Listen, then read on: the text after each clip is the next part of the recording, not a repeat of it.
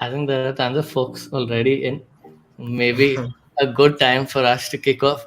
Folks, thank you so much for bringing in the energy that you always do. Really, really happy to see everyone's excited to learn from Rishi today. As you know, the agenda, we'll kick this off with a and we have a surprise for you, a little different this time for Yeah. the people who haven't experienced in Sergio. So we'll kick off with a very fun activity, post which we have a couple of housekeeping rules and a couple of announcements. Then we'll kick off the session this time very quickly. Go into the meat of today's session with Rishi and a quick fireside with him later. I think we'll get a little more time today for a fireside. So, all the questions that we couldn't cover last time, definitely bring it up today. And also stay tuned. We have the winners from our first session coming up, along with some exclusive vouchers for you all towards the end. So don't miss out on that. And yeah, keep all your notebooks and your phones ready in case you all are taking notes on phones. It's going to be a very interesting session.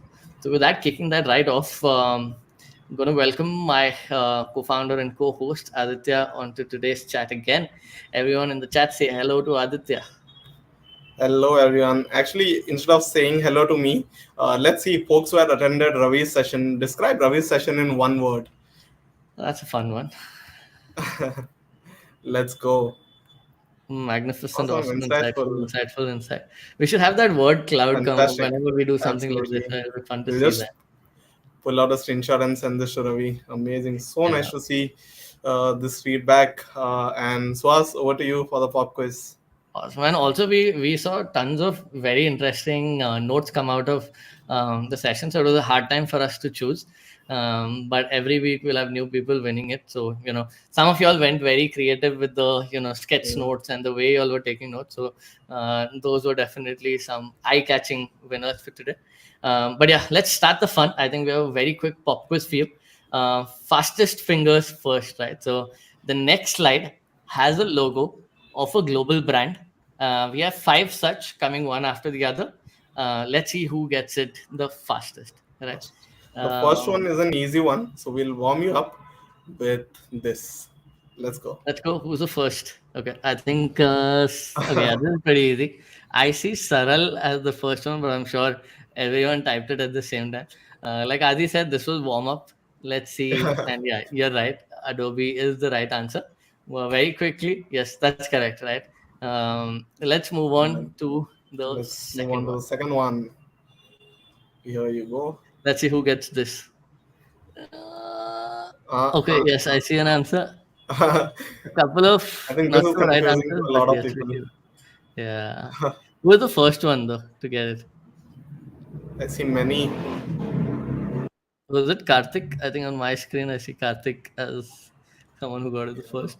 This is fastest fingers first. I hope now you get a hang of it. The first two were pretty easy. In we'll do a countdown this time for the third one, so everyone gets a refresh, right? Yes, the answer is Gojek. Karthik, good one for the first. I think in our next session we should keep prizes for the first winners, right? But yeah, maybe this is warm up. So now y'all get a hang of it. Y'all can practice and come next time. But Adi, in a countdown of 3, let's go for the next one, right? Let's Everyone go. ready? Let's go. 3, 2, 1, go. Even some confusion for people. Walmart. Yes, 45. I think someone got it. Kiran Walmart. is the first on my screen. I don't know if Yeah, yeah, now I see a lot more coming in. Yes, a lot answer more. Just is definitely Walmart. Okay, I think our warm up series has been easy. Let's see who gets the next one. I think the next time we should make it harder. I think everyone's really really yeah. smart on this one. Let's do the harder one. Okay, let's refresh. Everyone ready for the next one? We have 2 more to go. So in a countdown of 3, 2, 1, let's go.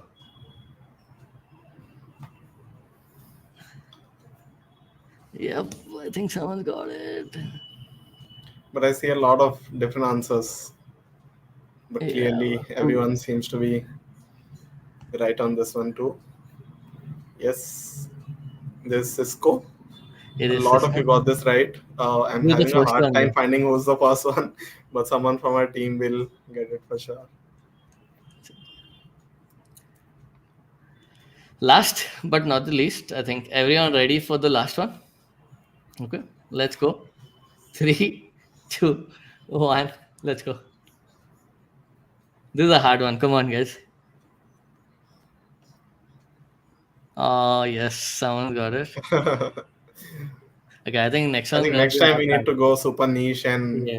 find very We thought different some kind of of these companies. global brands will be new to this are all. Yes, it is indeed McAfee. Nice one. People seem to know the brands really well. I think next time we Really should make it well. harder. In fact, I think the first draft, the team had made it harder. And I thought, okay, hey, it's the first time we're doing it with Insurger 24, so let's make it easy. But I guess, yeah, next time we're gonna go niche people, and we're gonna keep, prizes for the people who get it first. This time, by the way, the Swiggy vouchers were for people who topped the leaderboard on Airmeet. So do check that out. Next time, yeah, we'll switch that. Instead of the leaderboard, we'll do it for this brand quiz. What do you think, Adi? Let's do it. I think we have in Gen AI or PLG in one of our previous cohorts, we had a startup quiz for founders, which was super tough for Oh a lot yeah, of them to crack. So maybe what we'll do is we'll try and bring in some more startup fun to Insurger as well. So next time, be prepared, folks. Brush up your startup skills. We'll come back with something a bit more harder. yeah. And I think Anmol just pointed out to me on the chat that hey, it's not an easy one, but folks on the chat are smart. So I agree, Super smart. Anmol. I Yeah, think I this is a agree. smart crowd we've got. Next one we'll make it harder. But yeah, this is just to break the ice. Let's focus back on the session. Hope you all enjoyed it. We'll Absolutely. probably start every session like this going forward. Like always, I think a huge shout out to all our partners without whom this wouldn't have been possible. We're getting you the best content from across the globe, access to mentors you otherwise have a very difficult way to get through, and learning from decades of their experience. So huge shout out to our partners, WebEngage, Descope, MoEngage, AirMeet, and Stream. If you all need to check out any of these and need warm intros to the team, please do reach out to us. Happy to make introductions. These are some of some very neat tools that most product teams end up using. So do check them out. And if you want to try them out, do let us know. We're happy to put you in touch. Right? Uh, Absolutely. yeah. And like Swa said, along with great products and great partners to back us, we have some of the best minds in product management coming to mentor us at Insurjo. Last session with Ravi, over 2 decades of product experience, CPO at the number one, literally the number one monetized app on the Play Store. Lots more to come. Today we have Rishi, who's again comes with tremendous experience across a bunch of different small and big companies. So you'll have a lot of fun in Insurjo. That is something that we can promise. And along with that, we have something fun this time. So as we want to talk about it. Absolutely. I think one of the largest feedback from our last Insurger session was that hey, can we bring back something more hands-on, right? We were doing a lot of case studies and assignments, which we continue to do. But this time at the end of 4 weeks, in the fourth week, we have a product onboarding hackathon, right? We will talk a little bit more about this as the session goes through. So all that you're learning over the next 4 weeks, you will be applying it. So yeah, gear up for this. I think there are also prizes worth $5,000 to win. But at the end of the day, I think the learning that you will have is going to be more important than anything else, right? So I think this is also something that is mandatory for you to graduate. Another thing that was most requested from last year's batch was that hey, can you get us some certifications from top MBA schools from India. So that was something that we've gone out of the way, spoken to ISB, which is the top college in India. And at the end of today's session, again, we will share an exclusive access or a voucher to this. So stay tuned for that. So there's lots of learning. I think the team, like we shared, has been putting tons of effort to bring this to you. And like always, I think not everyone gets it. Some of you all will get some of this. For that, it's very simple. I think whatever you're learning from these sessions, do share it with the rest of the community.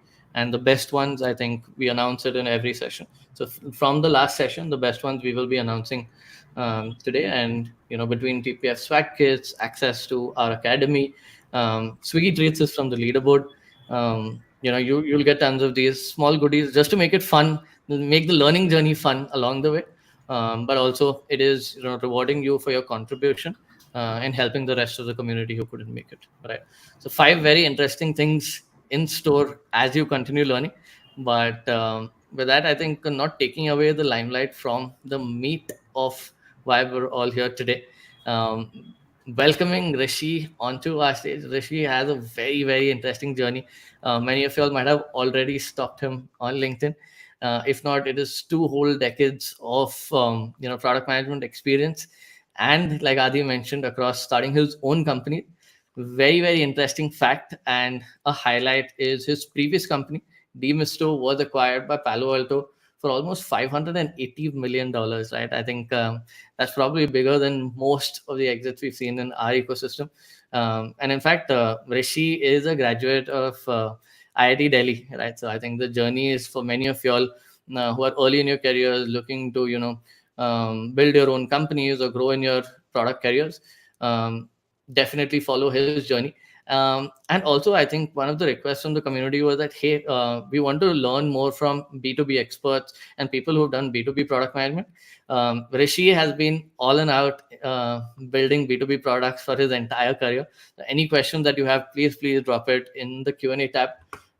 With that, we would love to welcome um, Rishi on stage. Rishi, handing over the mic to you.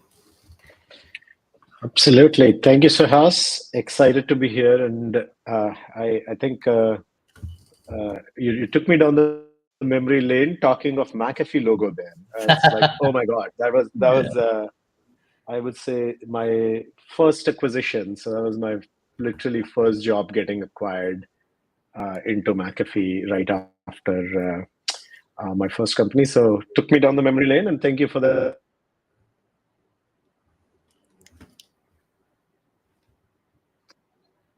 I know the majority of the crowd is product focused, but I believe product management spans different disciplines, from working with engineering to defining product definitions to going to go to market to sales. This is like product management. It's almost impossible to define what is the real essence of the job. So my attempt here is to share some of the things that I have learned. But I think if you look at the last 4 or 5 years of my career,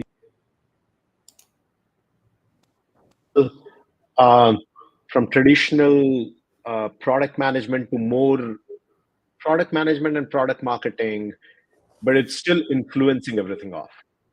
So I think overall, um, it's a very broad spectrum. And my attempt here is to kind of cover that. In terms of my background, I know we talked about startup and big companies as Suhas introduced, right? So my journey started with actually there was a big company even before Solid Core Systems, not mentioned. It was like aging myself. My first job was telecom, ONI Systems, and then Sienna. I think Sienna is still around. ONI Systems was acquired by Telecom. So I've always done this: is like join a company, get acquired, join another smaller company, get acquired, and that's been the ping pong I've been through. Solid Core Systems was acquired by McAfee. Now, Solid Core Systems was my first PM job. So I joined Solid Core Systems as their second engineer, built their product. It's like that's probably the most complicated engineering work I've done of my life, working in kernel drivers and whatnot. And that is where I almost basically was asked by the CEO to say, "Hey, you built the product. You know how to talk to customers. Do you want to be a PM?" I says, "I have no idea what a PM is." He says, "You don't need to know. Just go learn on the job." So I think that's what happened there. And I think since then, another of my philosophy is that most of the amazing PMs are the ones who learn on the job. There is very little that can be taught in a business school. I'm not saying business school doesn't teach much, but I think product management is a lot about learning about the product you are in, about the industry you are in. MBA or other frame will give you frameworks. So then McAfee got acquired by Intel Security, or Intel, which became Intel Security. And then Intel was, I call a complete mismatch in the sense that, and McAfee, of course, was spun out. but it was a complete mismatch. Imagine a software company, software security getting acquired by a hardware company. The first question they would ask is, what is your 5-year roadmap, Rishi? You lead this product. What is your 5-year roadmap? And I was like, how can a PM have a 5-year roadmap? The world completely changes in software in 5 years. Like last 1 year, Gen AI changed everything. Every company's roadmap has gone crazy. How can I give you a 5-year roadmap? But the hardware companies, of course, have a 5-year roadmap. So that was, I would call kind of that experience, which is looking from a different perspective and trying to put in what to do.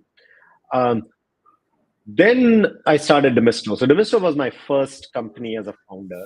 That, and I'll cover some of the pieces. That was an incredible learning experience. That is where I think learned a lot on what it takes to define product 0 to 1.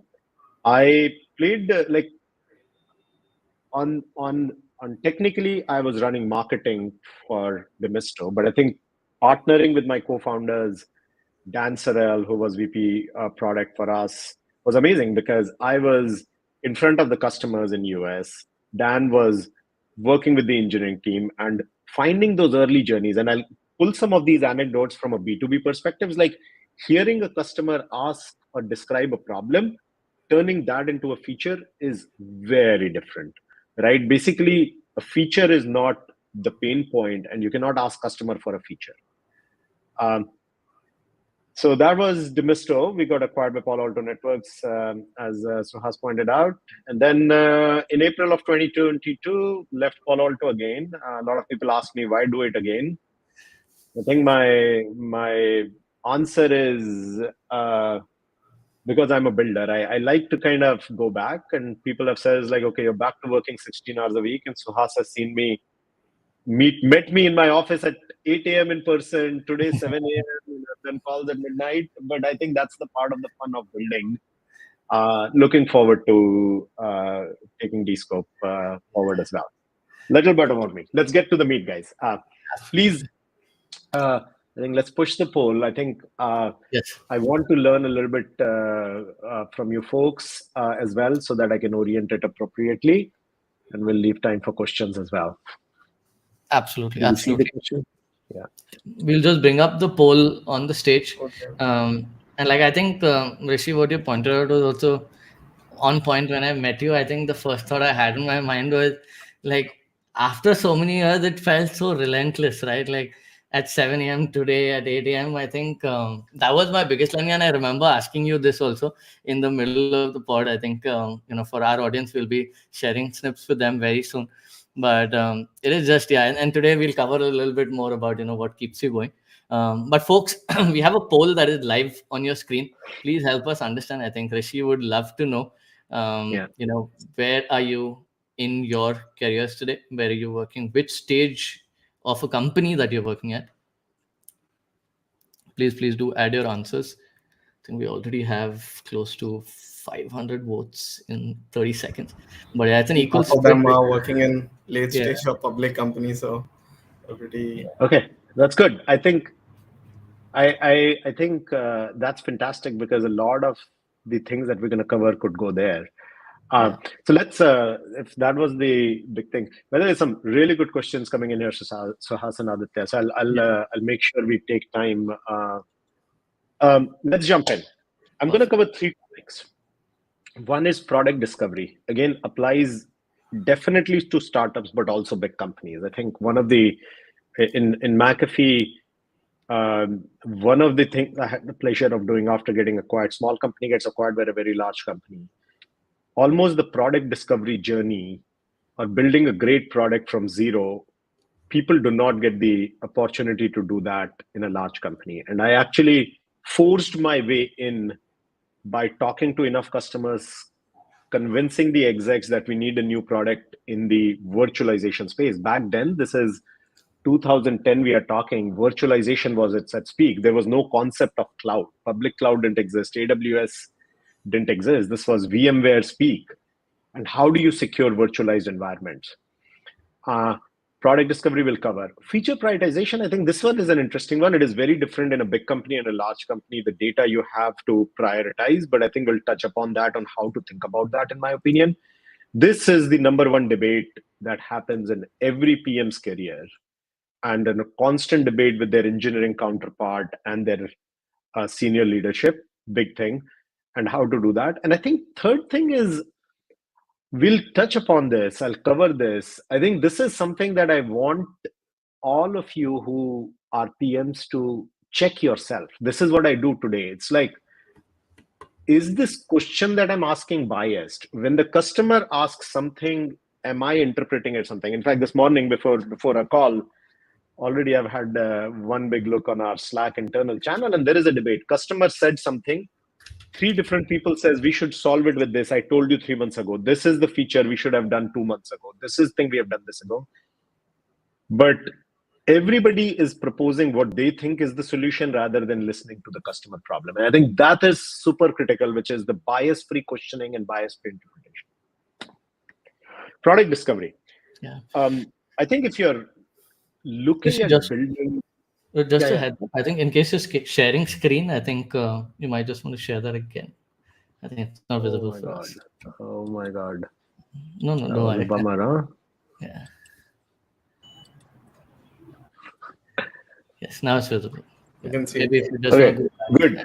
You didn't miss much. Yes. This is the previous slide. We are here. Okay. Thank you for pointing that out, Suhas. So I think the product discovery. I think if you are building a product, new product, whether in a startup or a large company, the big thing is to focus on three different things. One is the problem statement wide enough, right?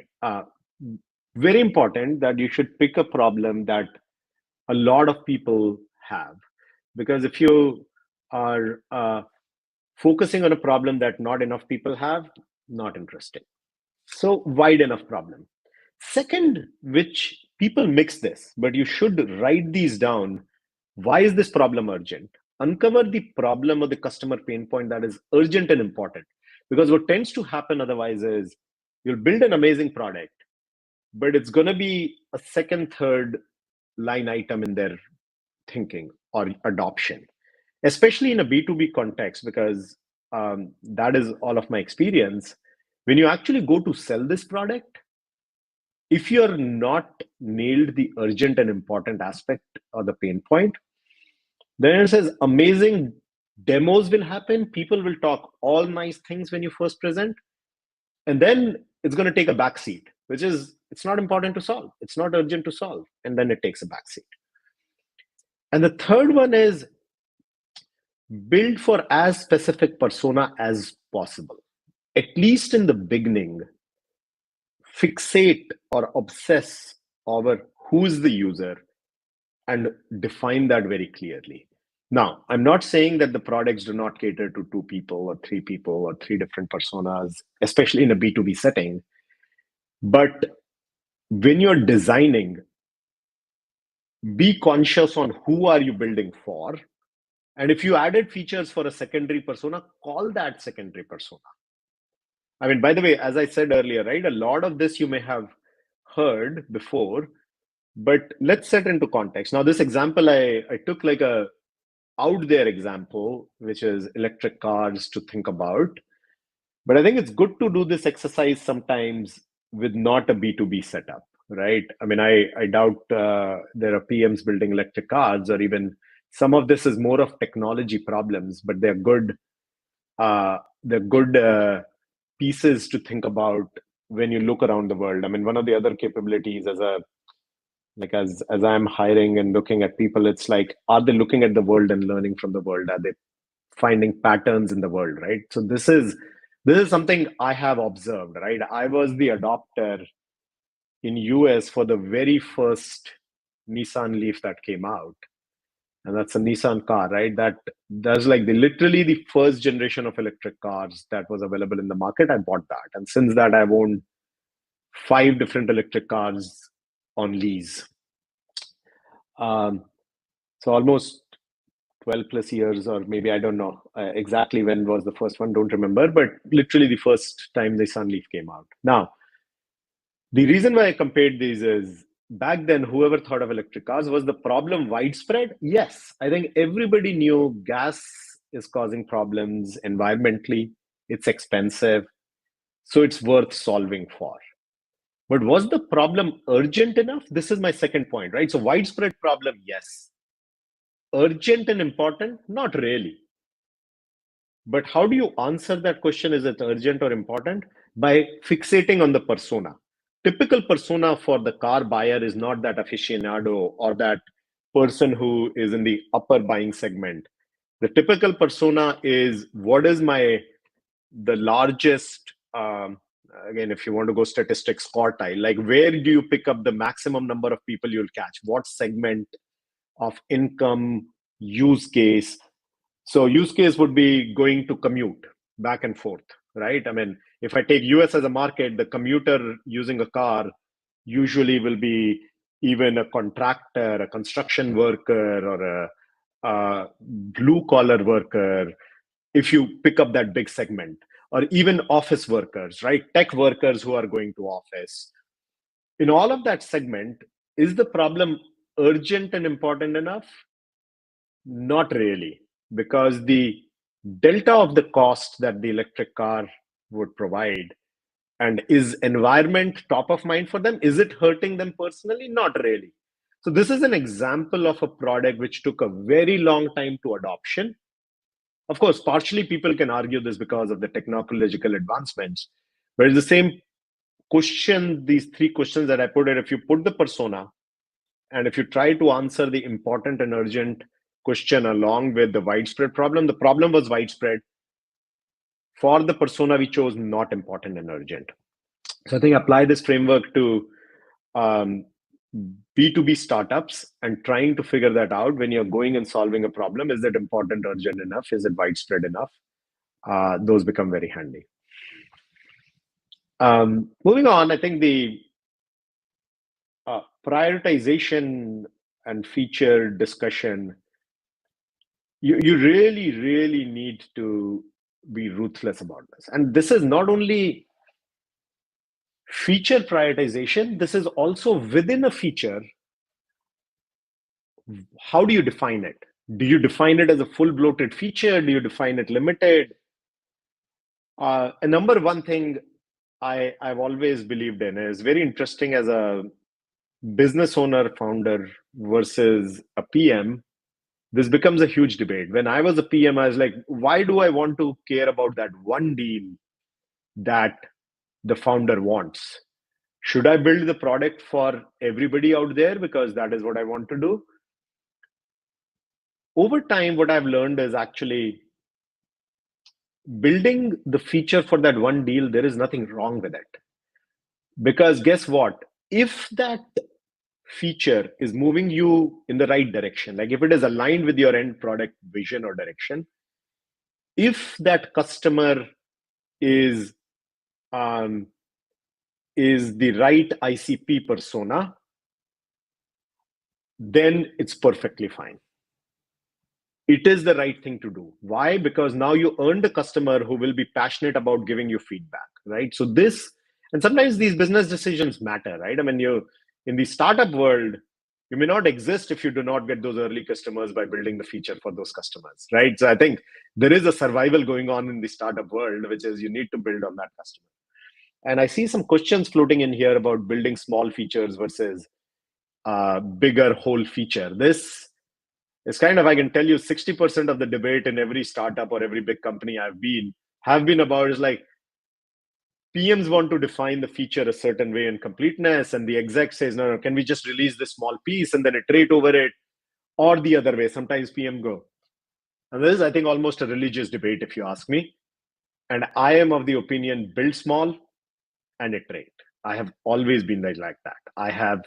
People said, but that creates a fragmented product, a broken product. And I say, so be it. But it creates the product that somebody uses. You build small, you iterate, and at some point of time, you should be courageous enough to go back and says, I'm going to completely go redesign the feature. So that, I think, is very, very, very important to me, which is build small and iterate, build small and iterate. Because I truly believe I don't know any better than the customer. And I have been surprised, and this is my thing, again, on the questions, I have been constantly surprised by what I do not know as a PM. We all think we understood our persona that we are building for. We understand them, we learned, but that is our view. When people go touch and use the feature, you completely get a different experience. So build small, iterate. The last one is an interesting one, a feature for a buyer versus a user. Goes back to my persona thing, but I think about who you are building for. Was the feature asked by the manager who's going to pay or the user who's going to use? Notice I did not put who do you build for here, because sometimes you will have to make a choice. It will depend on the situation, but be aware of that, right?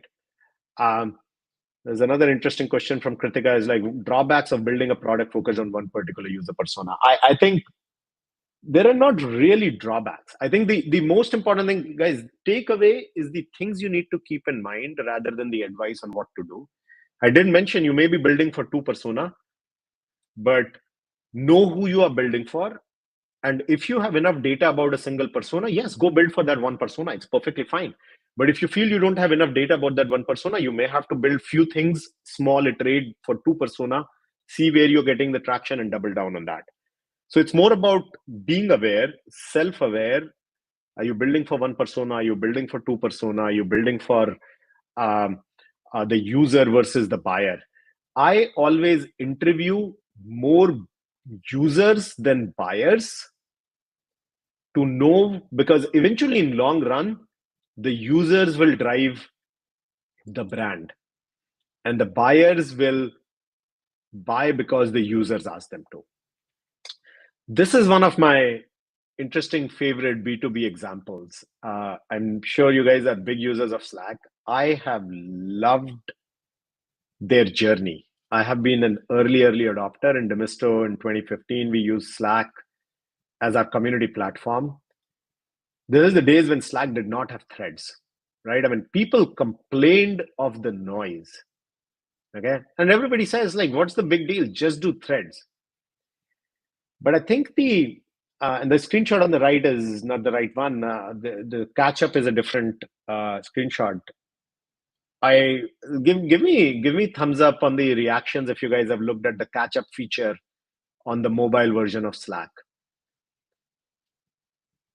Did you guys realize that the catch up feature is a byproduct of them becoming popular, right? And the threads feature was a byproduct of lots of people using Slack. Now, why do I bring that up? It's a very interesting journey. This is an example where the PMs at Slack, I believe, listened to the pain point and not the feature ask. No customer could have asked catch up as a feature. All they said is like, I come in the morning and I see all these things. And by the way, notice catch up is not even prominently visible on your desktop version. It's more visible on the mobile version. I had this amazing swipe left and swipe right. That is a brilliant innovation. And there was a question earlier, is like example of small feature which could be an amazing innovation. Like if you ask me, oh my God, it's changed my life as a user in the morning. I wake up 6 a.m. I want to see what's going on. I literally open catch up and I go left swipe or right swipe. This on I want to follow up later, or this is just informational. This is basically a feature design because lots of people told them is like too much noise on Slack. Nobody asked them to give me a catch up feature. I can promise you. There's too much noise on Slack. Same thing with threads. If you see how they evolved threading, how they evolved reaction for a thread, how they added the feature that a thread response, if it is important, can be shared back on the main channel. Like, think about the thought that has gone in there, which is a checkbox to say post in the main channel back, because sometimes you want to call attention of everybody. Brilliant piece of product management work there, applying the same principles. Who's the persona? They never went to the buyer of Slack, which is typically IT. They used the user persona. understood the pain point rather than the feature, asking the right questions back there. That is some amazing work done there. So another thing I do is I derive inspirations from things that I see around. This catch-up thing really blew me away in one of the recent B2B features. If I look at it, it's like mind-blowing. Another example, I don't have it here, and I know we are covering a lot of ground in this time. One of my favorite PM innovations, I don't know if PM or engineering, Zoom rooms. I don't know if you guys at work use Zoom rooms, or if you ever tried on your laptop to say, join from a room, right? Or just hit share. The share doesn't even ask you for sharing code most of the time. And I don't know if you know how it detects which room you're in. They don't have geolocation. The Zoom room doesn't know the geolocation. How do they do the proximity detection? They do it from your speaker to the Zoom room speaker mic.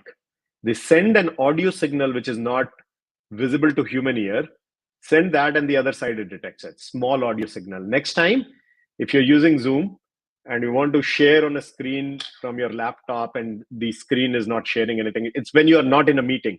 Like just walk into a room, hit share on your Zoom app, and if you're on mute, it will not detect it. You'll have to type in the code. If you're unmuted, it will detect it if set up right. Some brilliant innovation done there. So these are examples of small features, understanding the user's pain point and solving it transparently. Goes back to my last one, which is listen and ask the right questions.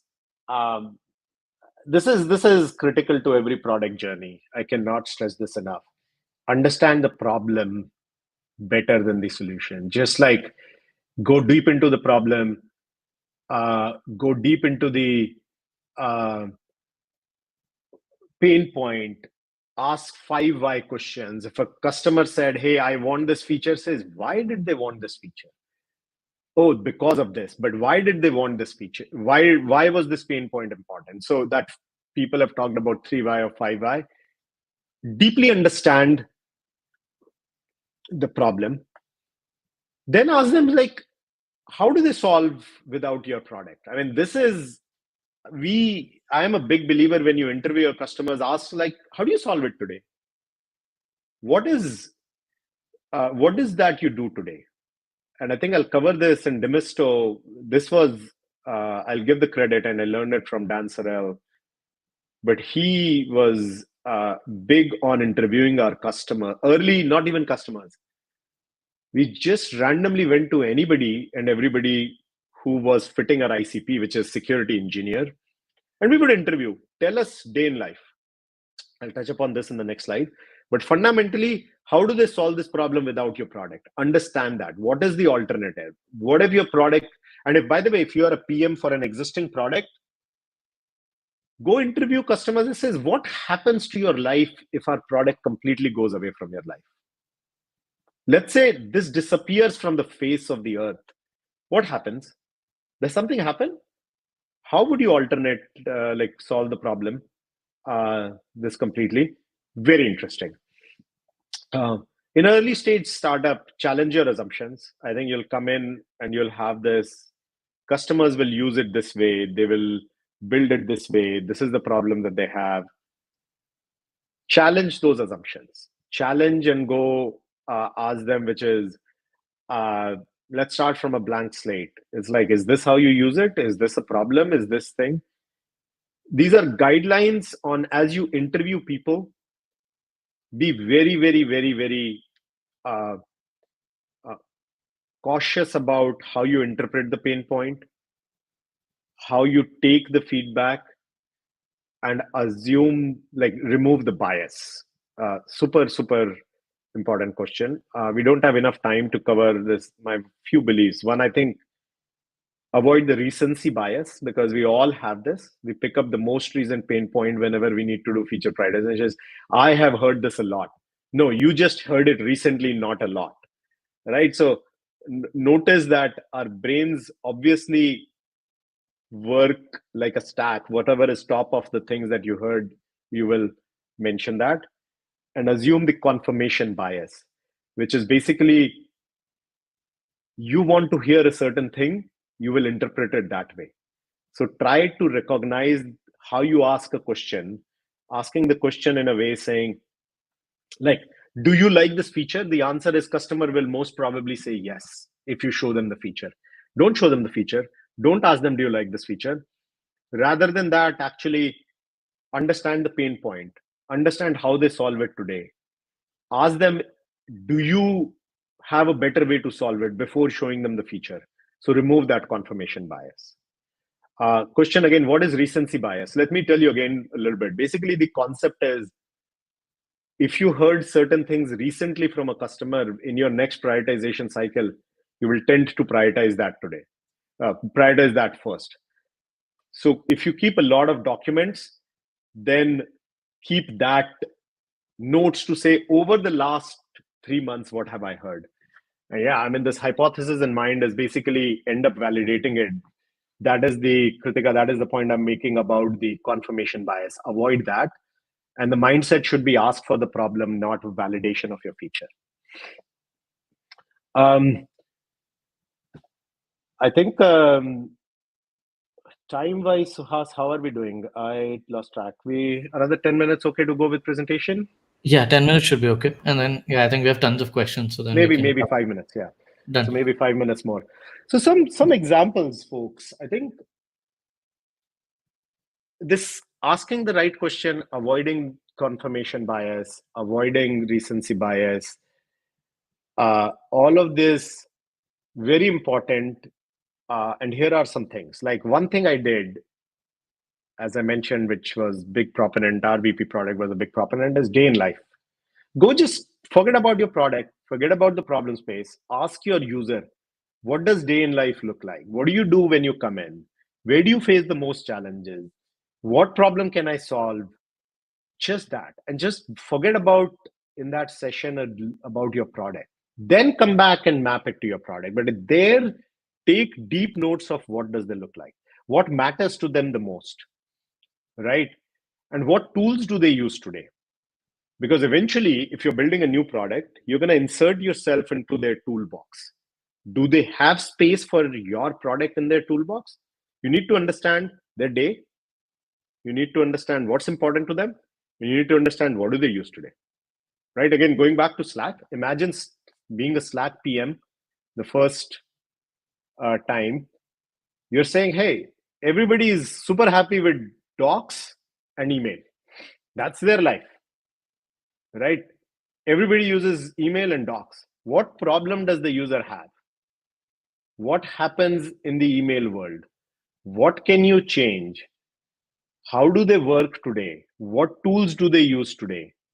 And then find the number one pain point where I think they didn't even think about taking over the email communication. By the way, now in today's life, I see very little internal communication on email, right? Most of our internal communications are on Slack. And slowly, by the way, they're moving towards external communications too. But they just focused on one point, if you ask me, in Slack, which is, hey, small things which you need to ask in real time. Why write an email? You need to decide a subject. You need to decide a body. You need to decide who all to send to, and you need to send it to everybody. They said, okay, channels and real-time communication, that's the problem. That's it. Nothing else. They just focused on channels, real-time problem, channels and real-time communication. So understand your users' day in life. The Descope, some examples. I mean, what is the hardest part of how did things do today? So Descope is building authentication platform. Please go check it out. There's not an ad for that. I think my learning here was, can we understand when somebody is building a product and they need to build a user journey, whether it's an onboarding journey or authentication or sign up flow or step up flow, what is the hardest part? I mean, lots of tools exist. What is the hardest part? Is the hardest part the first time integration, or is the hardest part ongoing maintenance? How much time does a PM and an engineer spend on these user onboarding journeys? How does a PM define these user onboarding journeys, and how does the engineer implement them? How frequently do they change? Do they need to keep iterating over these? Do they have the right tools to measure the onboarding journey? So understand what is the hardest part of their job and what can you do better for them. And the questions you are asking here are not whether my feature works for you or not. You are asking their pain point, their problem, their life, their work. That's the mindset you need to come in, and you need to iterate on that piece before you map it to your features. Now, it's very hard because you're all under time pressure. We are all under time pressure. And we have this thing, which is my idea is the best idea. I mean, it's like all of us fall in love with our idea really, really fast. I have done that. But then I consciously pull myself like, wait, they asked for this. Why did they ask for this? How do they solve it today? Oh, they want to design a beautiful UI screen. What tools do they have? They have Figma, they have CSS, they have this. Is there a place for me to build a feature in this space? Should I even build this, or should I rely on those tools? Sometimes it may be okay to rely on those. So I think that's how I think about it. That's how I define all the questions. Now, I'll cover, not all PM roles are thing. I know I heard lots of big company thing. I think you have the big company PMs have luxury of having a lot of data, rely on that, be analytical, but collect the right data, right? Process driven is good. I mean, this I'm describing, life can be different in a big and small company, not good or bad. Process driven in a big company, that process drives discipline because your impact is much bigger, right? I mean, I always tell your impact is much bigger on a larger scale. Getting consensus is the biggest problem in a big company, covered at some point of time, which is need to drive consensus. You need to be that organization person. In the startup world, if you ever try to go into that world, my biggest learning is you need to be chaos and vibe driven. I don't have enough data in a startup. You're going to talk to people and you need to understand that person deeply without data. And then time and bandwidth are blockers. So much to do in a startup that you don't have enough time. And that's the blocker. Those are interesting things. But there's always to learn from a big company, I truly believe. So learn this. Pricing and packaging, huge learnings, right? That discipline, because you're affecting millions of dollars in business. Take time to learn on pricing and packaging. Happy to do another session on pricing and packaging, completely different world in the PM's life cycle. So many learnings there. Customer communications. This, I think, whether you are in startup or a big company, learn to communicate to customer, updates on the product, feature releases, build a discipline there. Lots to learn from a big company role. I have imbibed that. If you look at our PMs, people doing amazing job at Descope and Demisto, we are all about transparency. We are all about communicating the features. And linking feature requests to customer asks and expected revenue. We do this even in the startup world. I actually prioritize features even for those handful of customers, because that is, I call, the impact of the feature, and that is important to track. I think this is kind of my closing slide, passionate about this, which is I truly, truly believe strong PMs make great founders. And I started with this. I can't define the PM role. It's defining the products, prioritizing the product, learning how to sell to a customer. You need to drive adoption within a customer. And the key trade-off, key things which drive a great founder is interpreting the pain point and finding that idea which works. Context switching. This is like all great PMs I've seen are really good in multitasking and context switching, while at the same time when they're doing this, focusing. And the customer centricity, right? Really, really, really strong customer centricity, like live and die by customer centricity and take it back. It's like, cannot decide, let's take it back to the customer. We'll come back to this hackathon. I think the onboarding, I would love to hear your ideas. I'm looking forward to seeing how you guys design onboarding, but please participate. But I think let's open for questions for us and Aditya. Absolutely. I think, Rishi, the chat was on fire. I think we were looking at the Q&A tab, but Adi and me were on the chat tab. And yeah, I think we'll try getting like a blurb out of this and sharing it with you. Too much going on here. That's all I can say, guys. Amazing ideas, amazing thoughts. Yeah. Even questions I cannot catch up. No, that's true. But folks, please do share your feedback. I know I did read some of your feedback. People were actually, really enjoying the anecdotes and the case studies or the breakdowns that you were sharing with them. I think some of them were like, we should do more of these, and they can hear you going about these all day long. But yeah, you can see the chat section now. I think people really, like the real life examples that you were bringing, and I think very concise in the articulation of how you think about product management. So I think that was really helpful for a lot of folks. Okay, where do we start? I think we have a ton of questions on the Q&A tab.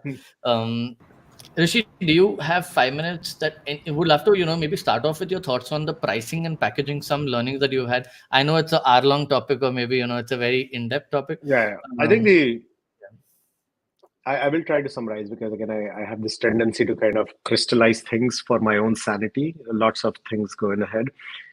Step one, I think pricing packaging, if you're designing a brand new product, pricing packaging, um, one thing is to say, you need to be able to, so when you're entering a segment with a new product, you need to design the pricing denominator right. It's not about the value, it's about the levers, or what are the denominators.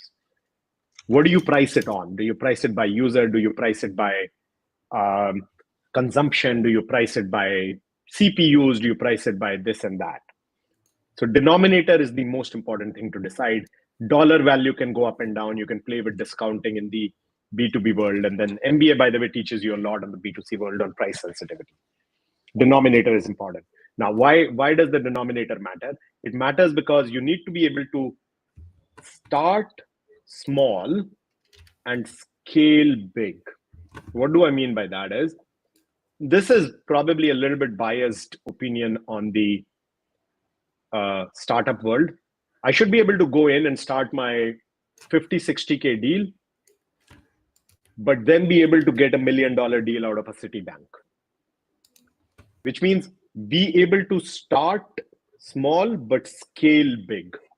By the way, I will say we made some mistakes in the Demisto world in pricing because we did not focus on the scale big. We had tough time scaling our deals to be very large deals. We had a lot of 150K, 200K deals, but our larger deals were only a handful. So design a denominator which can scale big, start small. Those two things. So focus on the denominator, start small, scale big, so that you can grow. Got it. Got it. Yeah, like you mentioned, I think definitely a session that we'd love to, jam with you on sometime in the future. But couple of questions, Adi. Maybe we could go Yeah. alternatively. Folks in the chat, maybe take a moment, while Rishi's taking a breather. If y'all can go through the Q&A tab and help us upvote the one that y'all are most relating to. Like Rishi shared, I think he's extended his calendar by a bit so that he can cover as many questions that he can from today's session. So the one that you'll relate max with, please do help us upvote. Meanwhile, maybe Adi and me can kick off with Absolutely. a question or two each. So maybe Adi, you can start, Okay. and then I'll join you. Let's go. I think Rishi, I'll be a bit selfish here on the first question, but I think this is something that everyone would love to learn from. If you could talk a bit more about the initial Descope journey from a product point of view. How did you narrow down on the idea? How did you find your first few customers? How did you hit PMF, then scaling? If you could just package it in one answer and share your learnings with us, that'll be amazing. Yeah, so I think Aditya goes back to very similar thing, right? So we focused on the market. It says this time again a little bit off the product topic, but we said, hey, as a team, I mean, we are team first, product later company, really idea later company, team first, idea later. So we love founding team all together. We said, okay, we want to find a space which is big, impactful, can build a big company. So we picked up 3 different ideas in 3 different spaces. Did your traditional, I call it the analyst work of market size, TAM, what is the problem, what are the existing companies. That's kind of the groundwork. That is how we came up with 3. And then we said, in these 3, we're going to see where is the pain point the highest, right? Where can the innovation impact and create a larger delta? And the big thing was from a security world perspective, authentication, every app needs authentication. So my potential is untapped. Every B2C product, every B2B product needs authentication. They need to either build it homegrown, they need to get somewhere else, they need to design user journeys. And it's not a one-time thing. You think you're done with onboarding and login. It's not only about login. You need to add step up, MFA, you need to collect more data, progressive profiling. This is why I see for us, Descope was not an authentication company, it's a user journey company. Of course, in messaging, you need to focus on messaging to get early customers. But you see our unique differentiation is the customer journey or the user journey. So then we've focused on this pain point, which I was saying, is the problem widespread enough? Is the pain point urgent? And the pain point is urgent because every new app that is being built needs to use something. Yeah. And they're not going to build it. So it's both urgency and widespread. And then we double down on the persona, which is for me, by the way, the product is designed for the developer persona. Open docs, Slack community, you come in and try free. I will not bother you. You will not be bothered by a salesperson if you don't want to be bothered. But if you ping us, we will be very responsive. So I think all those first slides that I mentioned, that is what we imbibed.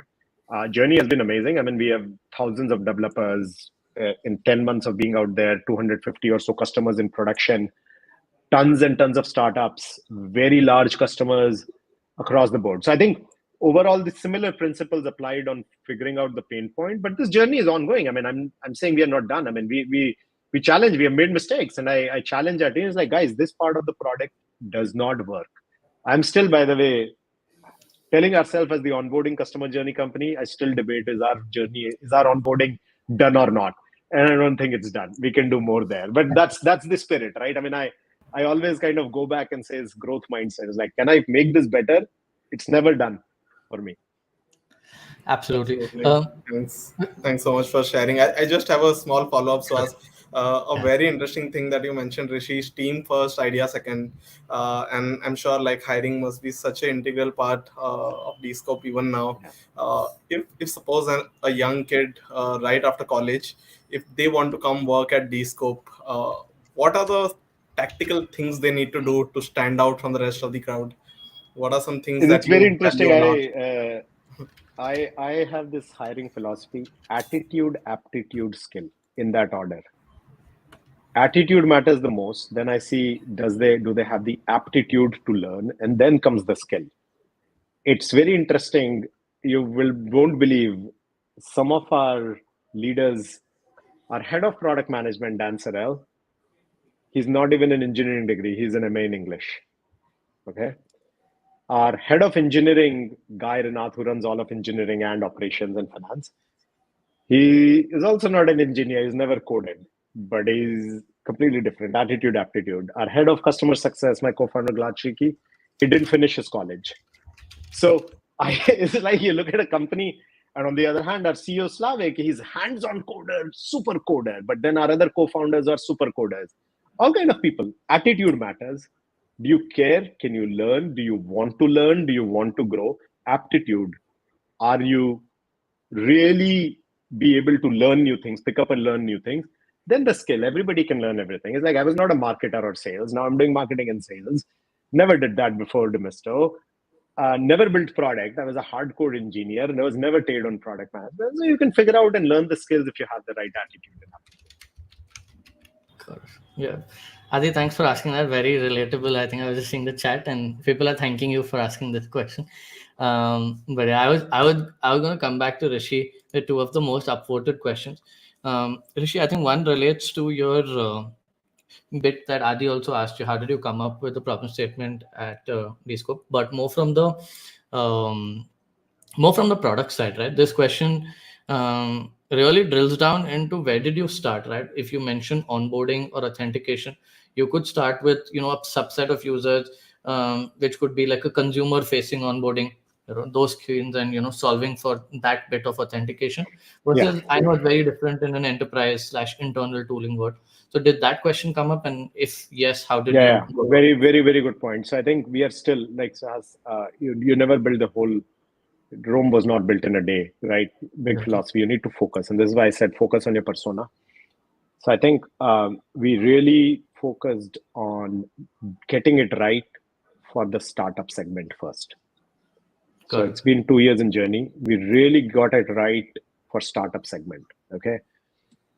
Now within startup segment also there is a B2C company or a B2B company. Correct. And 60% requirements are the same. They use similar methods and need similar things, but almost 20 is different if I do 100% of the product. Between those two, we never reached a consensus who to focus on first. I'll be honest.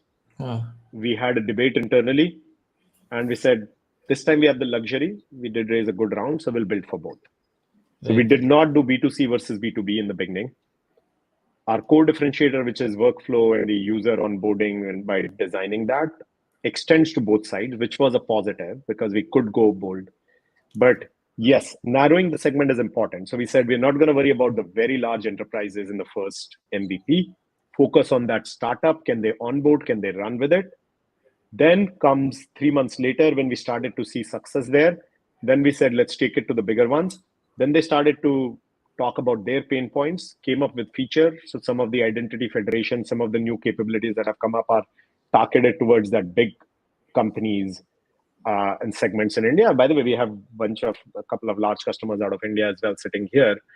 Because one thing we did design is, I don't believe, and this is why I'm very passionate about Indian market overall, is the global boundaries are gone. Anybody can build an amazing company sitting anywhere, which is why my product users are coming from India, from any part of Asia, from Europe. Product is open to the world. And we are big believers in that. Very interesting. I want to answer this. What's your Yes. favorite quote? My favorite quote that Raja asked is in my signature. I don't think this is a quote from anybody else. I don't know where I picked up or I created it. This was early in my college life. It's like, if you're not living on the edge, you're wasting space. Oh, very Nice. interesting. That's nice. That's a nice one. Adi, before you come back, maybe the most upvoted one right now is by Ganapati. Rishi, this one's for you. It asks, how do you measure or validate the product management skills? Because some of these skills that you mentioned today are pretty hard to measure and benchmark, especially for an individual while they're growing through their career. Have you found out any ways for you to, just figure out how does one measure that they're at least moving in the right direction? So I think eventually there's only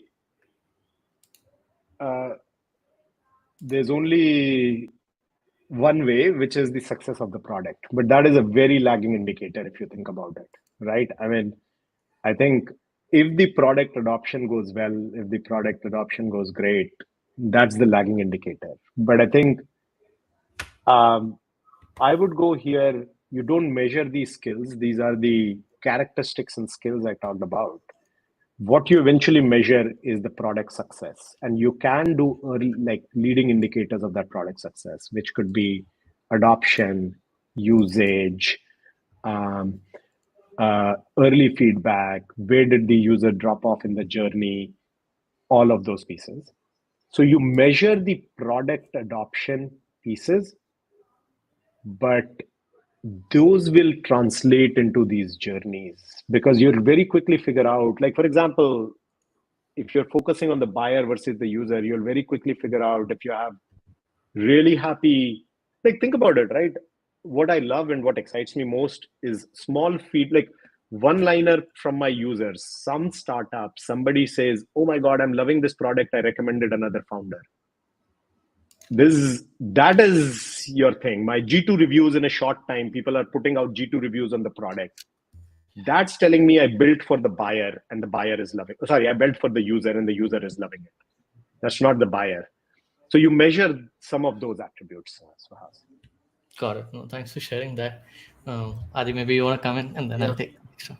Yeah, I'll take the next one. So Rishi, your second last slide garnered the most reactions when you said that PMs make the best founders.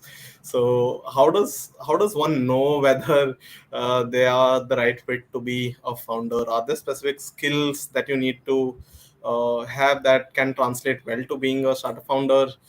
Because product management, like we all know, is heavily reliant on soft skills and similar to what a founder does, right? A lot of people say they are the mini CEOs as well.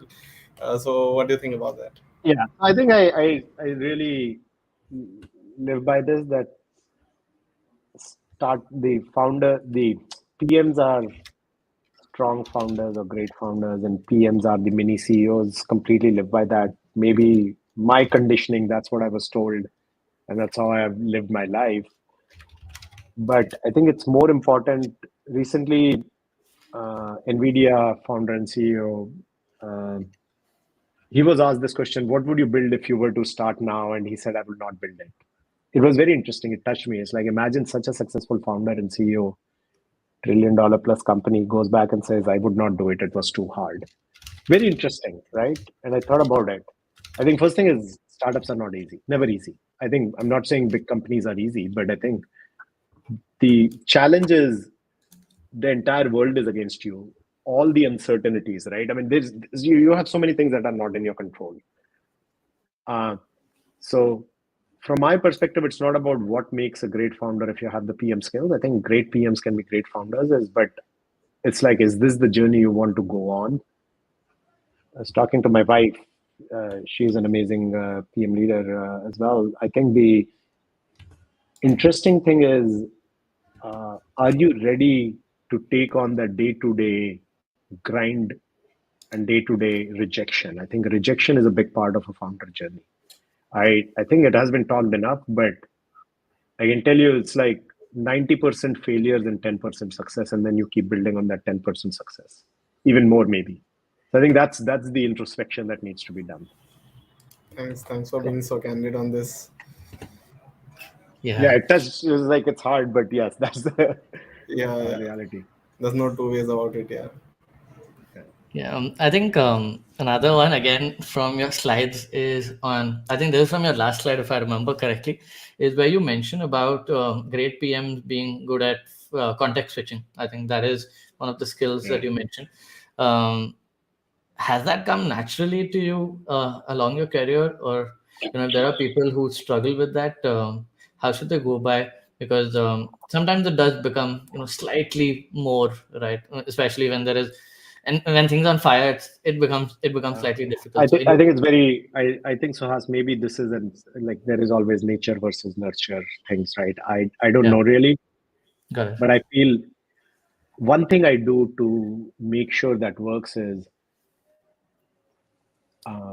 when I am doing that one thing at that point of time, I'm doing that one thing. So I think I do feel myself sometimes like too many things going on, and then I pause and says, what 3 things I need to get done in the day, and then really forget about everything else. Like I forget about everything else. It's like if it falls off the plate, it didn't happen. It didn't happen. Somebody shouts at me, it didn't happen. And then I just do those 3 things. So I think that's kind of one thing that has helped me. Hard. I would not advise how to get to this.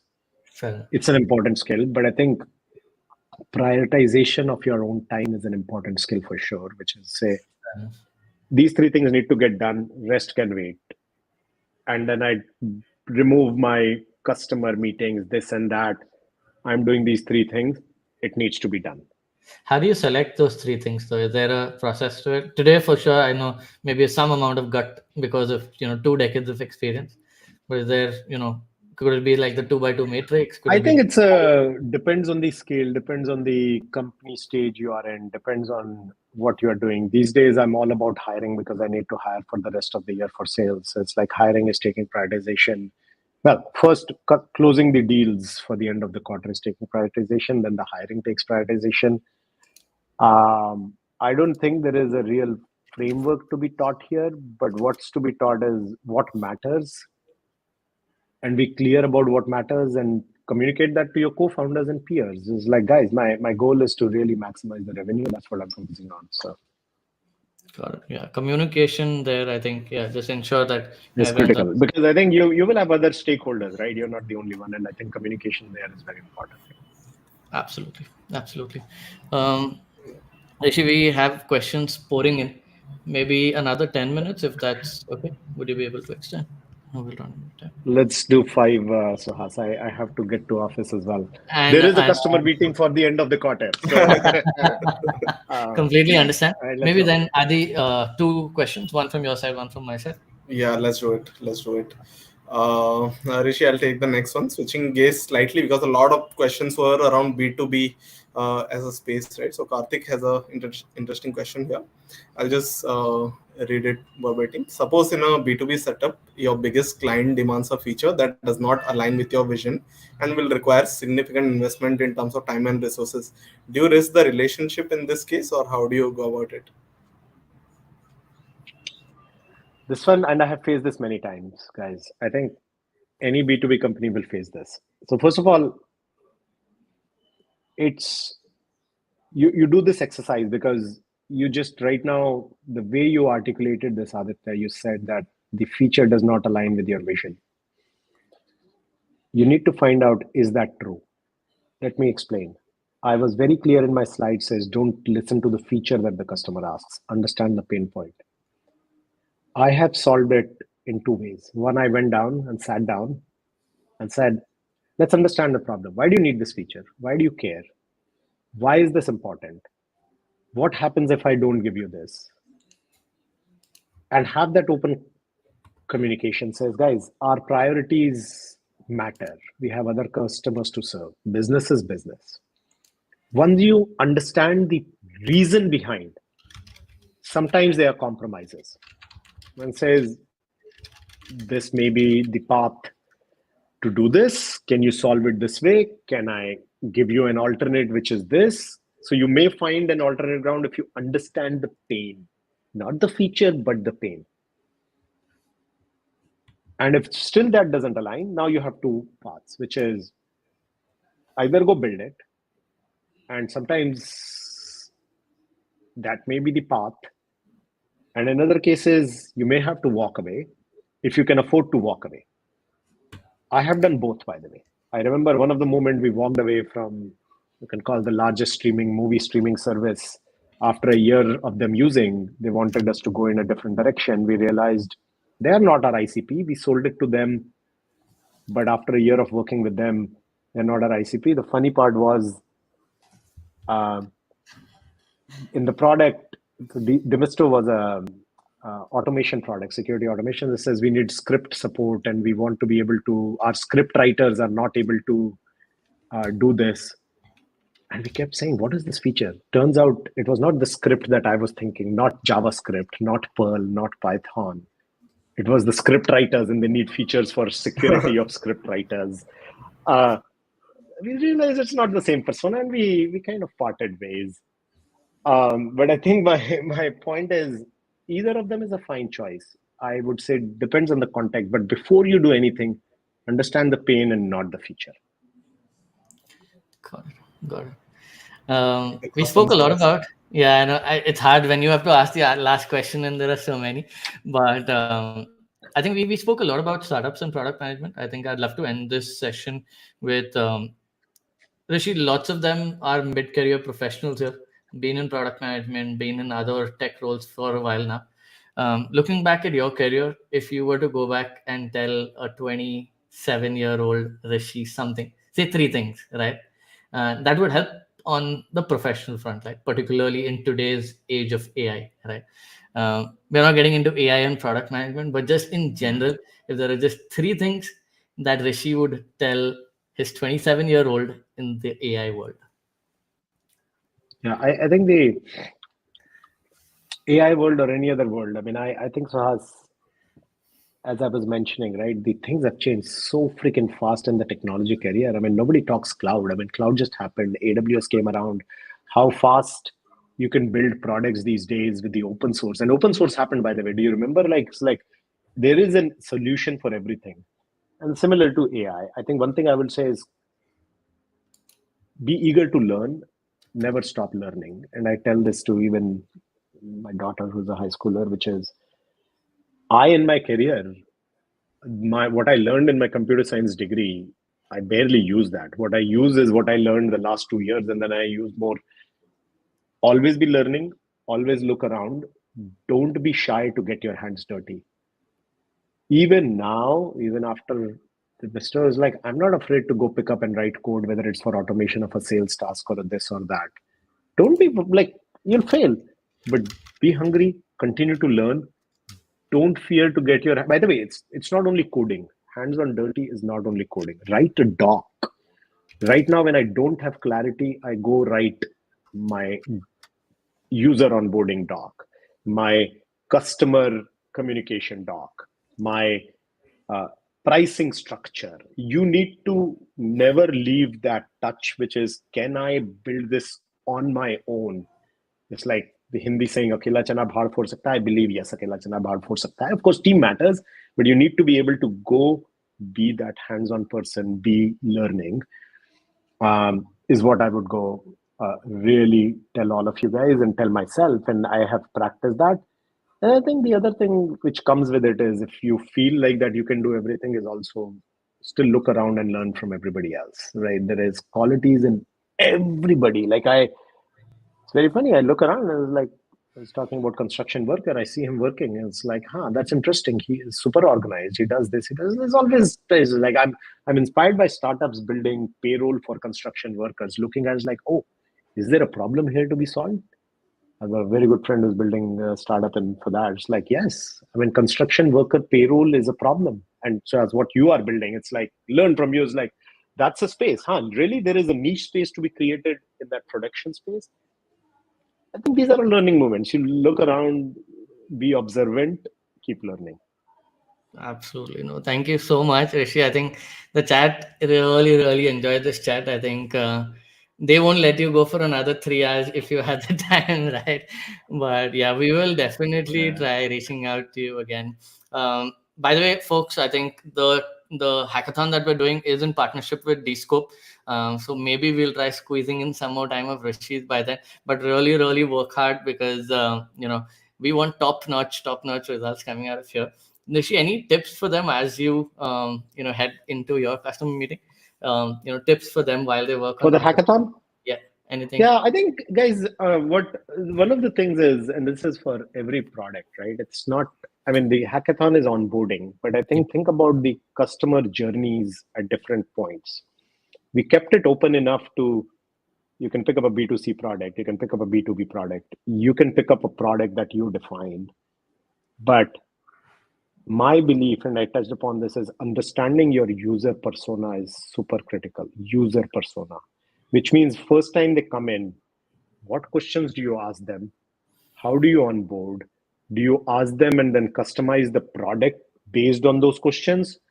Do you just ask them the question and show them everything in the product and let them explore? And either one of them is a fine path. There is no right or wrong, but you need to be able to design the persona, design the user journey, explain what data would you collect about the user for completing that journey, and then what would the journey look like.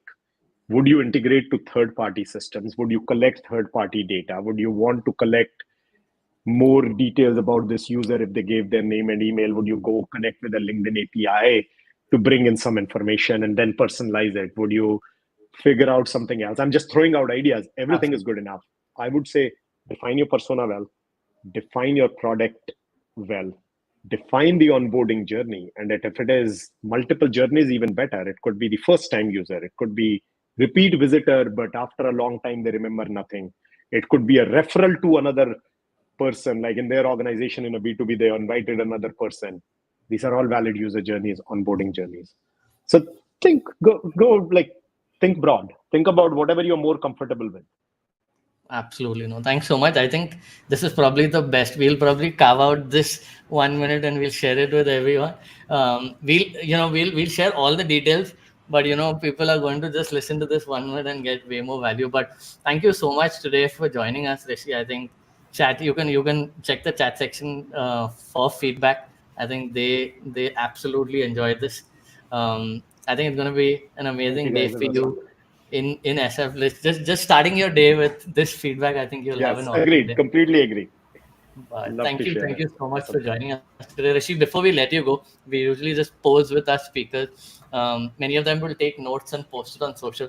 So maybe just 3 seconds if we could, capture you in a frame. Awesome. Perfect. Thank you so much for joining us, Rishi. We'll probably take some of these screenshots and share it with you as well. Absolutely. And Please. if some of them were to reach out to you, would LinkedIn be the best channel because they'll tag you possibly there? Would that be okay? Or email? What would Yeah, you? I think tagging me is fine, guys. I think LinkedIn, I will be honest, you may or may not be able to connect to LinkedIn directly. I have it closed, That's okay. the Yeah. amount of recruitment, No, but yes, they LinkedIn is probably will perfectly follow you. fine to reach out. Please do. Perfect. Perfect. Thank you so Cool. much, All right. Rishi. We'll Thanks so catch you much, again. Cheers. Rishi. Very soon. All Cheers. right. Bye, guys. See you. Awesome, folks. How did you enjoy this session? I know I did try catching up some of you all on the chat section. Nitesh asked, okay, hey, can we get the slides? Nitesh, screenshots, and it will be live on YouTube for another 24 hours, so do check it out. We've kept the kickoff one live because some of you all missed out that, and it has all details about the session, right? So that's why we haven't taken it off. If today someone reaches out to ask with any doubt, I just take a link of that and I send it across. That's why we've kept it live. But every other session, I think I mentioned 24. Adi's been gracious enough to give you another 24, so maybe we keep it alive or live on YouTube for another 48 hours, right? So do let us know. I think, yeah, thank you so much for the feedback. I'm so glad you'll enjoyed it. I think the feedback we got was more B2B. So this time we've got Rishi. You heard about his journey.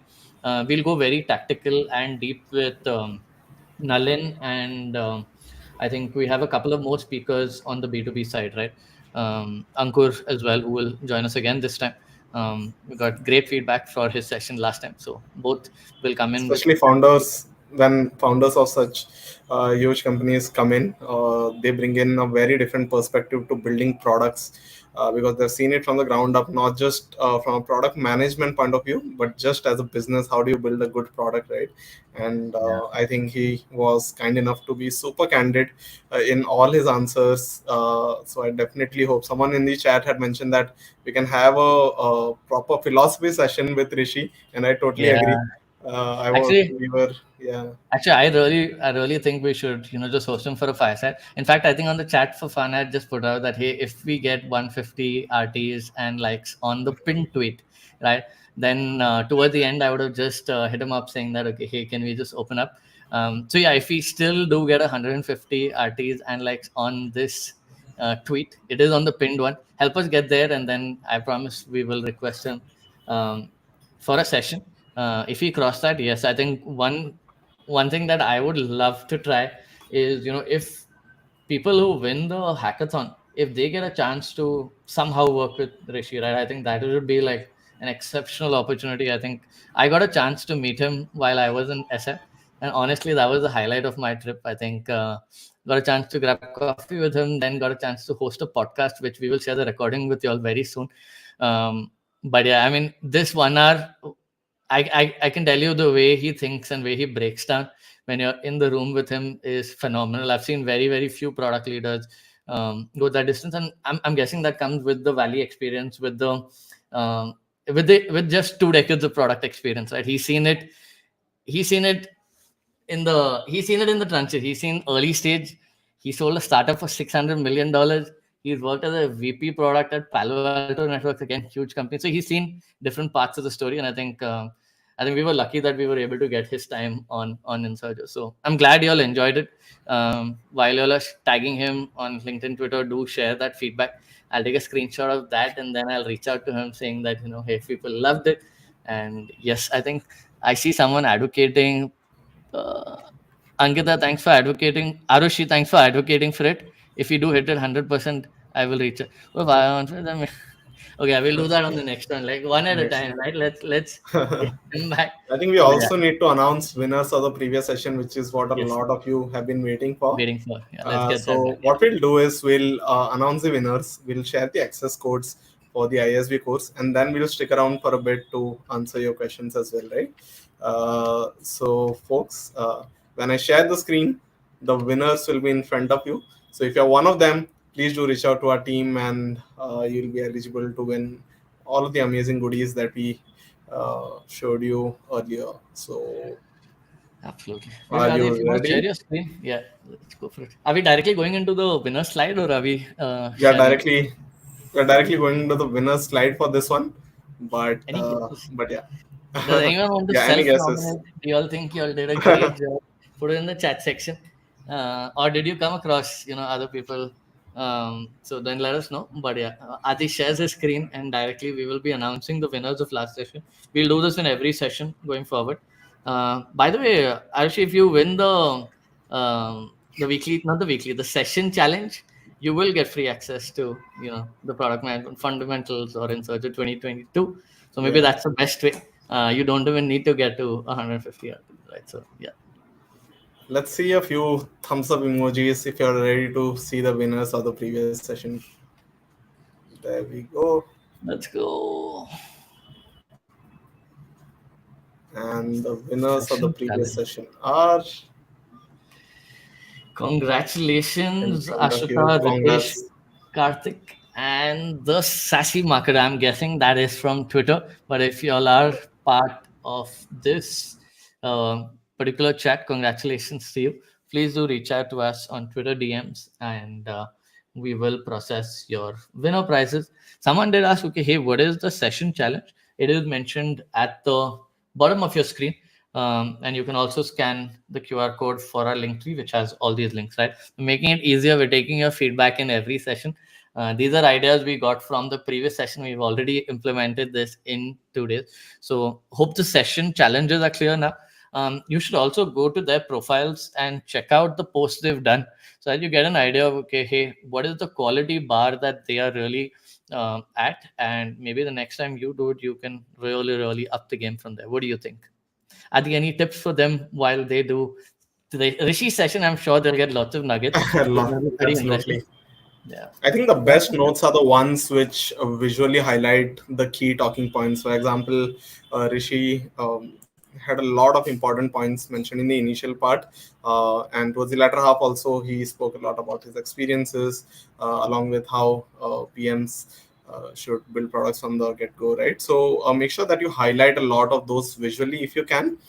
If not, try and make it super concise, and communicating well is a super skill for any PM. So this is a way to learn that on the go.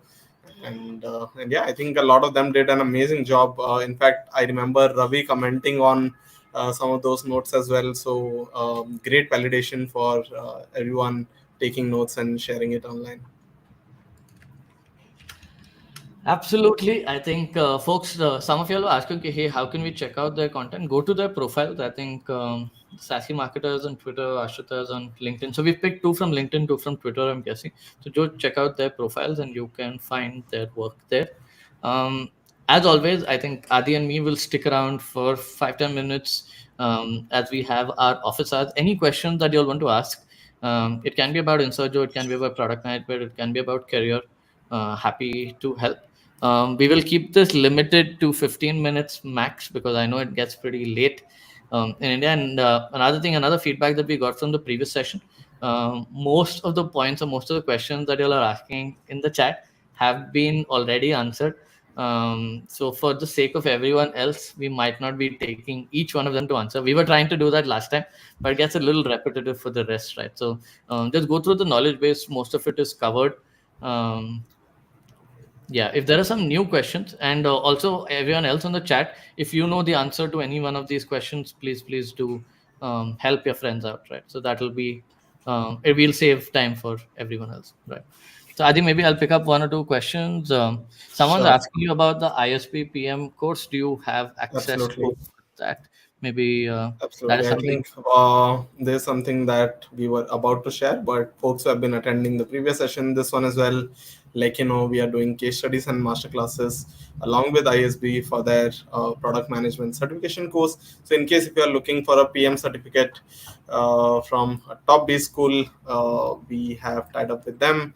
And I'm just pinning this chat here so that all of you can access it, but it has 5% flat off for all the Insurjo members. Make sure you use it if you're planning to get certified from ISB.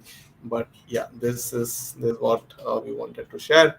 And along with that, like Suhas mentioned, we're going to cover tons of different topics in all the weeks laid out in front of us. Week 4 is product hackathon, and Rishi gave some amazing tips, so make sure that you are well prepared for it during the course of Insurjo. We'll share more details about the hackathon when we near week 4.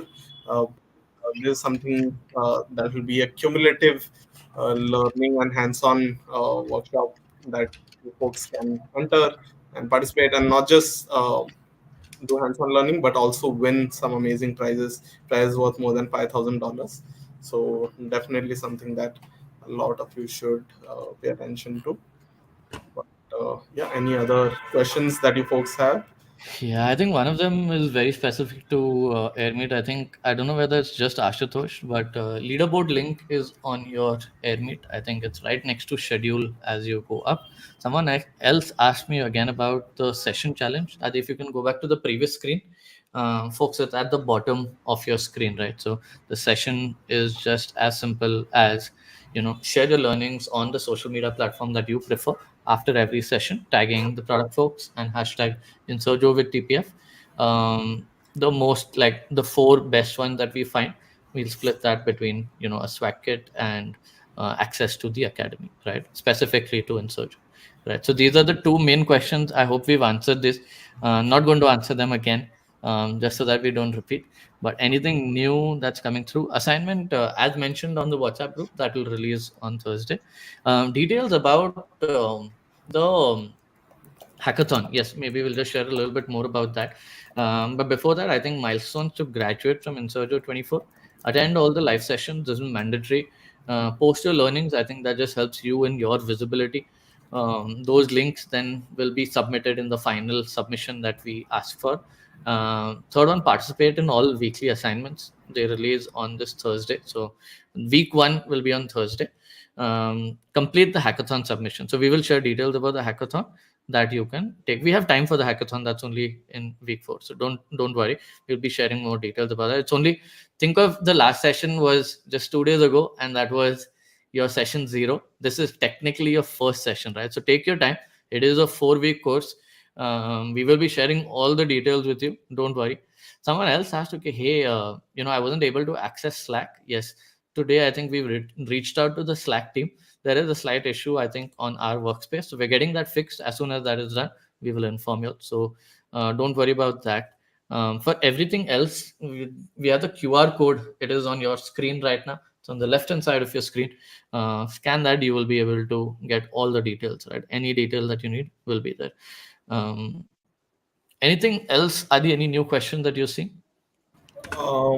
Nothing new. I think a lot of questions around knowledge base, Slack channel, WhatsApp, etc. Folks, everything is in our Notion knowledge base, the QR for which is right in front of you. So make sure you go through it, and 90% of your questions will be resolved automatically. So Yeah. I have a link to the hackathon. Adi, is it the right time to share it with folks? Do you think that will clear out a lot for them? I think we have a lot of submission details related Yeah. information in one link which Tanmay has pinned. Perfect. I But think that is what people were before we, looking for. Yeah, people were yeah, just looking for that. So, folks, if you all have any doubts around the hackathon, we have it on our chat. If you just check the pinned tweet, this is where the tweet was. Sorry, it's the pinned chat, not the yeah, tweet. yeah. This is the same place where you have a link to the hackathon. Any doubts on that, please do let us know. But you I have think time for someone's that. asking, can non-tech folks participate as well? Absolutely. Yeah, This it is is a a product product hackathon. onboarding hackathon. Yeah. Yeah. So you don't need to know coding, or you don't need to be a technically skilled person to be able to participate. This is something specifically designed for people who want to get into product. So we have made sure that anyone from any background who has gone through Insurjo, this is the important part. If you have attended all the sessions, you will definitely be able to participate in the hackathon and make the most of it. So don't worry.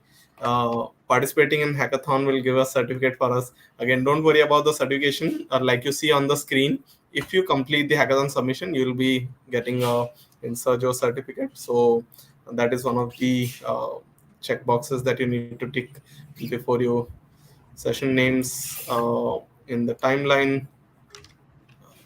Is this referring to the knowledge base? If not, I think session names in the timelines are updated from our end. Please check again, and if you face any issues, just let us know, and we'd love to help you out. Deadline for submission, don't worry about it. It's happening in week 4, so no actionable right now. Just make sure that you pay enough attention to all the sessions, because this is what will help you participate in the hackathon. Offline meetups, yes, we are trying to put up watch parties, so keep an eye out on Slack and WhatsApp. We'll share more details about it in the next few days.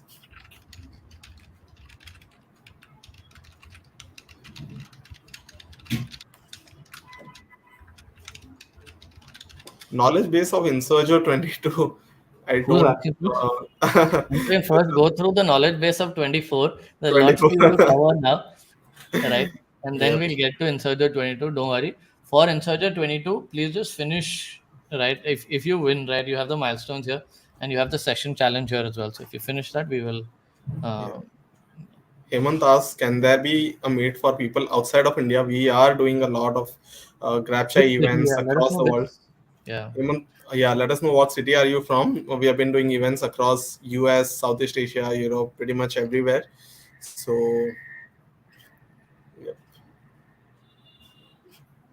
yeah, Vikram has shared the link for our grab chai events that happen every month. So, and if you want us to come in your city, or even better, if you want to host a event in your city, reach out to our team and we'll help you set it up. Perfect, folks. If there are any other questions, you can always reach out to Adi and me. We are very accessible on LinkedIn and Twitter. So if you have any questions, do reach out to us. Adi, any other points that you think we've covered the hackathon, we've covered the ISP, Yeah. we've covered the winners from last session. This particular video has a session challenge. We've spoken about the session challenge.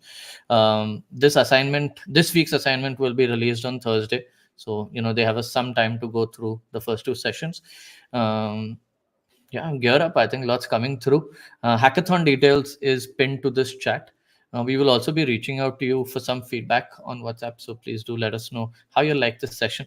Looking forward to seeing all your notes, and I really enjoy waking up to them. So do let us know one on the feedback. If you have any doubts on this particular session, happy to take that up. um, are there any other questions that you see? If not, we can close it for tonight. I think a lot of repetitive questions. Folks either scroll up in the chat, or we are or ask others in the chat. They'll help you with it. But pretty much all the questions answered. We'll do this in every session. We'll stick around for the last 10-15 minutes just to answer your questions, because you want to make sure that you have the best experience while learning from Insurjo. So thanks so much again for joining in. It might be late for a lot of you, but thanks for sticking around and making this a huge success. Just showing your support and love throughout the session, asking the right questions. Someone in the chat mentioned that they had attended the previous Insurjo as well, but this time it's even better, and I totally agree to that. So thanks so much for joining in. If there are no questions, shall we sign off? Yes, absolutely. Thank you so much, folks.